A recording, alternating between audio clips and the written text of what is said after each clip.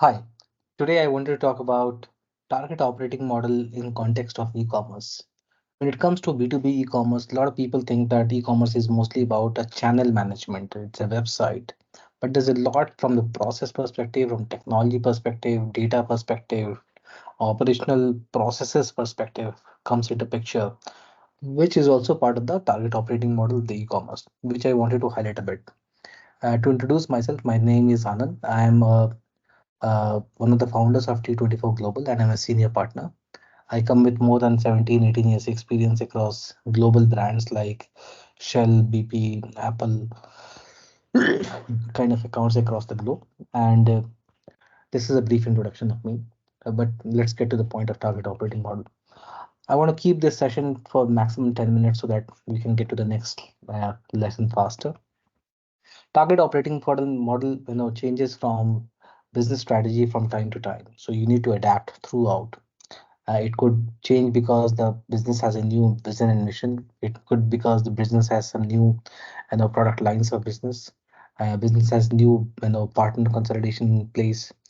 Business has some new geopolitical uh, the outreach to do, and they have to adapt towards it. So there's a lot of things which actually lead to target operating model changes, and it is mostly defined by the business strategy. Second is the process flows. When we talk about e-commerce, it's not just a order entry channel wherein somebody punches in orders.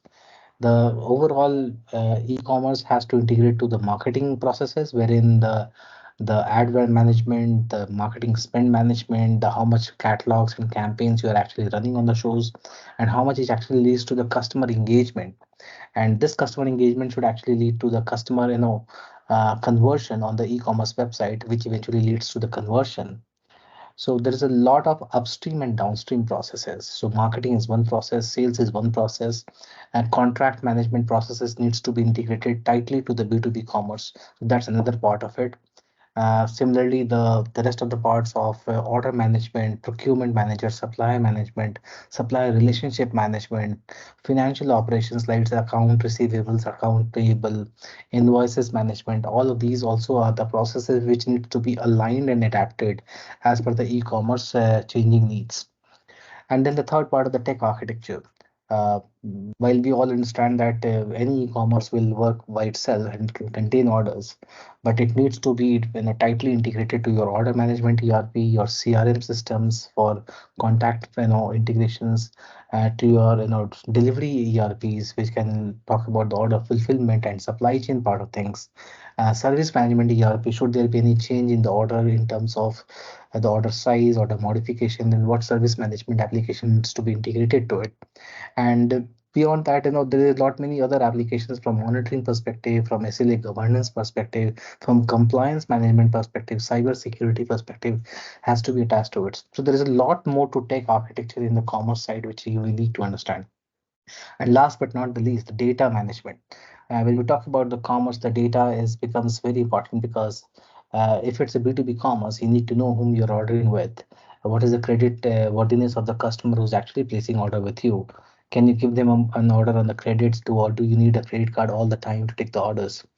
So there's a lot many of data curations from product data management perspective, from customer data management perspective, the number of transactions you're handling, the amount of fraud and non-fraud database that you might have to validate which are the legit transactions that you're working with.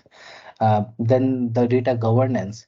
Commerce works with a lot many one or multiple ERPs in the background, so it has to follow the same data principles the way your ERP follows.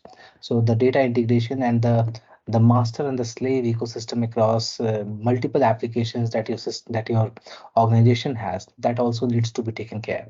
So from data management perspective, also it's very important to understand what are the nuances and dependencies of the commerce across other applications. And last but not the least, the change management. All of these four buckets will always keep evolving. So you need to make sure that how you are going to keep yourself updated and integrated to whatever are the changing ecosystem, and keep making sure that those adaptations are always in the queue to adapt to yourself. Just to quick recap on the processes that we were talking about. When it comes to the upstream processes, customer engagement and the marketing part of things, the sales processes, the order entry processes, the service management processes.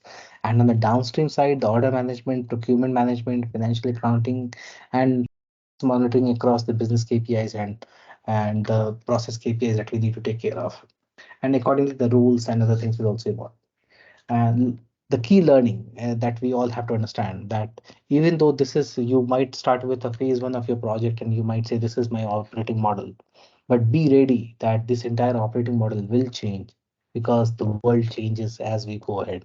So you have to be ready for changing throughout the ecosystem. It's not the first year, the second year, or third year. The tech will stabilize. The business will never stabilize because the business has to evolve. Business has to grow. So you always have to have your sleeves on to make sure that this overall operations will be evolving, and I need to be prepared for this. The change drivers could be anything. It could be a geopolitics. Maybe the sourcing strategy is moving from Asia to some other country. The organizational politics. Sometimes the change in the vice presidents and the executives also need to change in the commerce structure, the way you want to do business, the kind of channel prioritization you want to do, depending upon the business priority that you have with the new executive. Business vision and mission. A lot of people think about, okay, I need to move from US to Europe, but then Europe is a totally different ballgame when it comes to commerce because you need to have separate data silos, you need to have separate server management, and all of it leads to a lot much of tech and process changes on the ground level because the compliances are different, the data management and the tech management has to be different. Similarly, the shareholders also drive it. I have seen a lot many customers doing diverse teachers in their larger companies, and then they expect the B2B commerce to still work in the downstream companies. So shareholder drive can also lead to a lot of operational and structural changes in the B2B commerce that you might have.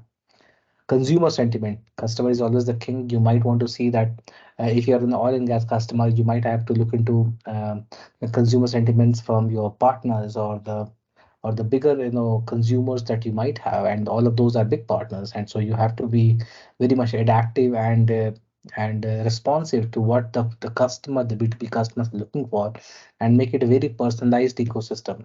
I have seen one customer in UK in which they had this joint ventures with a very another large oil company, and they made sure that the entire commerce looks different branding and different processes, just because the joint venture will also use the same application set and the same process set as an output of the overall ecosystem that you're trying to build.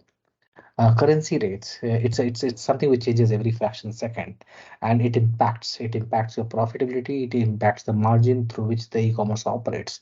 So a lot of people have their own ways of managing the currency changes. Some customers, I've seen that they maintain the currency rates in the finance ERP and they try to propagate it to the commerce, while others try to use the real time foreign exchange so that they get the right level of currency updates throughout. And it's not only just impacts the actual order value, but also impacts the shipping rates and the delivery cost because of the cross border transportation cost that you might have. Product sentiment. Not many people have multiple lines of businesses, so they look out for how these lines are individually projected with bigger strength.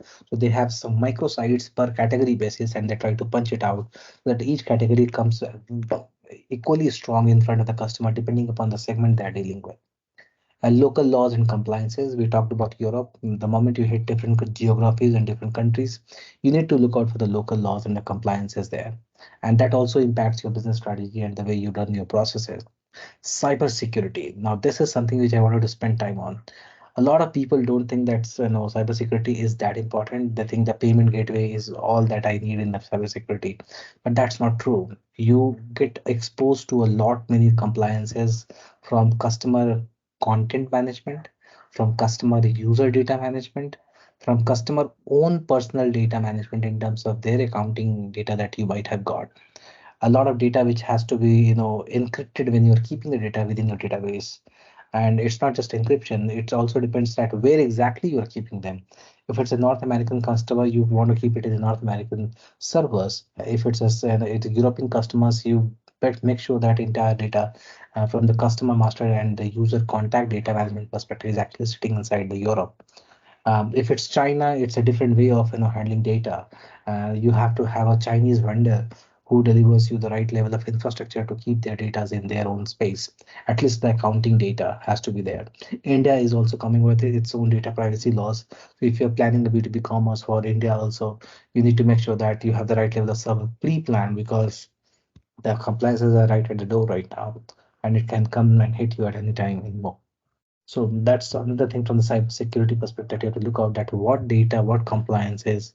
There's a lot of bot attacks, the rise of generative AI, the rise of software-defined network, the robotic ways of scraping data.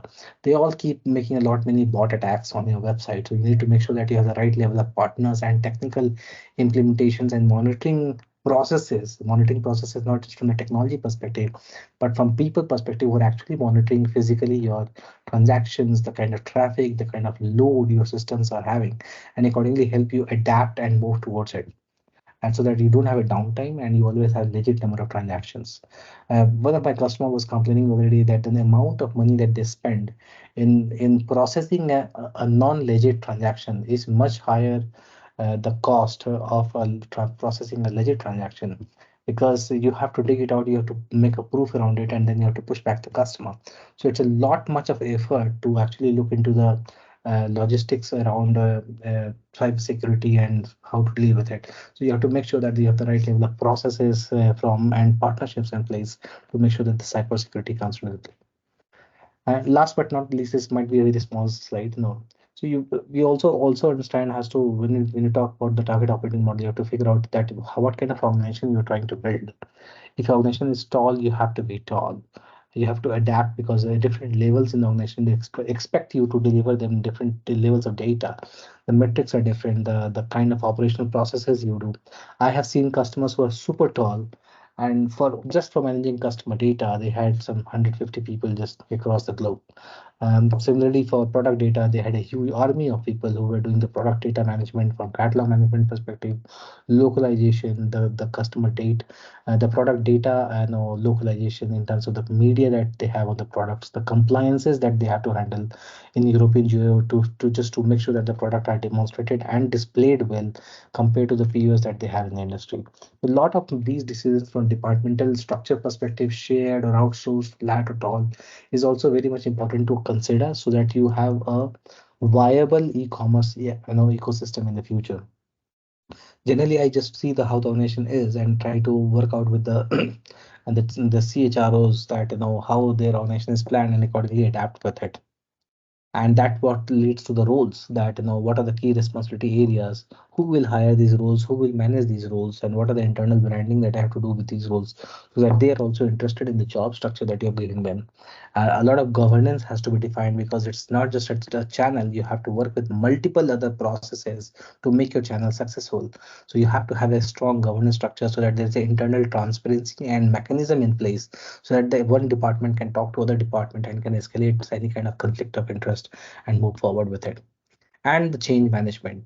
Every new commerce has something new to deliver, and you need to learn this. You need to train your staff to do it. If you're going to newer geographies who are not used to doing commerce, then you have to train the people around there and try to work with us as to what all things I need to do to make sure that the skills can be upgraded across the globe and the adoption is high. So the change management part also becomes very important when it comes to the e-commerce implementation.